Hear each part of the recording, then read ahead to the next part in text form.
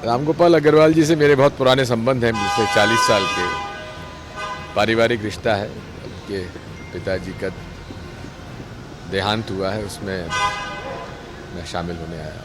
छत्तीसगढ़ सरकार मैं पार्टी का कार्यकर्ता हूं, जहां मुझसे कहा जाता मैं जाता हूं। नरोत्तम मिश्रा बार बार आपके ऊपर आरोप लगा रहे हैं कि नरोत्तम मिश्रा खुद अपना घर देखें।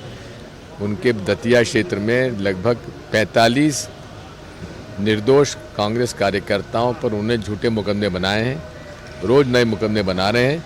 उसका हम घोर विरोध करते हैं। वे एक ऐसे मंत्री हैं जो गृह मंत्री भी हैं, पुलिस मंत्री भी हैं और प्रचार मंत्री भी हैं, और पूरा उन्होंने अपराधियों को संरक्षण दे रखा है। उनको तो गृह मंत्री रहने लायक वो नहीं है।